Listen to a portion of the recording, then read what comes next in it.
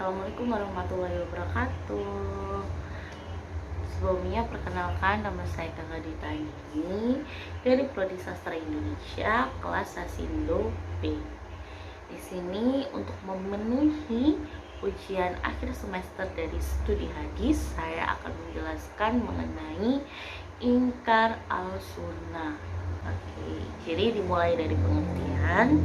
Ingkar al-sunnah adalah sekelompok umat Islam yang tidak mengakui atau menolak sunnah atau hadis sebagai salah satu sumber ajaran Islam. Orang yang menolak keberadaan sunnah atau hadis sebagai salah satu sumber ajaran Islam ini disebut dengan munkir al-sunnah. Kelompok ingkar al-sunnah merupakan lawan atau kebalikan dari kelompok besar atau mayoritas umat Islam yang mengakui sunnah sebagai salah satu sumber ajaran Islam. Golongan ingkar al-sunnah ada 3. Yang pertama, golongan yang menolak sunnah secara keseluruhan. Dan golongan kedua, golongan yang masih mengakui sunnah meskipun dengan catatan sunnah yang memiliki kesamaan dengan petunjuk Al-Quran. Dan yang terakhir, golongan yang masih mengakui sunnah meskipun hanya yang mutawatir saja. Munculnya golongan ingkar al-sunnah baru terjadi ketika periwayatan hadis sudah berkembang dengan pesat, seiring dengan maraknya pemalsuan terhadap hadis Nabi SAW. Boleh jadi munculnya golongan ini sebagai penolakan mereka terhadap hadis Nabi SAW yang dinilai palsu dan cenderung bertentangan dengan ayat Al-Quran, serta bertentangan dengan tradisi masyarakat dan akal sehat manusia. Lalu ada argumentasi kelompok ingkar al-sunnah yang dibagi menjadi 2. Yang pertama bersifat nakli dan kedua bersifat non-nakli. Di antara argumen nakli, yang pertama ada firman Allah dalam Al-Quran surat Al-Nahl ayat 89 yang artinya, dan kami turunkan kepadamu Alkitab atau Al-Quran untuk menjelaskan segala sesuatu. Ayat di atas menunjukkan bahwa Al-Quran telah mencakup seluruh persoalan agama, hukum-hukum, dan telah memberikan penjelasan sejelas-jelasnya serta perincian sedetail-detailnya, sehingga tidak memerlukan lagi yang lain seperti hadis.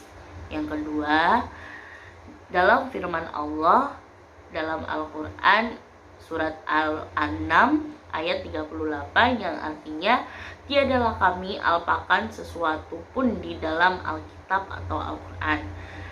Menurut para pengingkar sunnah, kedua ayat di atas menunjukkan bahwa Al-Quran telah mencakup segala sesuatu yang berhubungan dengan ketentuan agama, sehingga tidak diperlukan keterangan lain seperti sunnah. Yang ketiga ada firman Allah dalam Al-Quran surat Fatir ayat 31 yang artinya, dan apa yang telah kami wahyukan kepadamu yaitu Alkitab atau Al-Quran itulah yang benar. Dan keempat ada firman Allah dalam Al-Quran surah Yunus ayat 36 yang berarti, dan kebanyakan mereka tidak mengikuti kecuali persangkaan saja. Sesungguhnya persangkaan itu tidak sedikit pun berguna untuk mencapai kebenaran. Dan itu tadi 4 contoh dari yang bersifat nakli. Dan selanjutnya ada yang bersifat non nakli. Yang pertama ada hadis tidak terkodifikasi. Yang kedua, Al-Quran diturunkan dalam bahasa Arab sehingga orang-orang yang memiliki pengetahuan Arab mampu memahami Al-Quran tanpa bantuan hadis Nabi.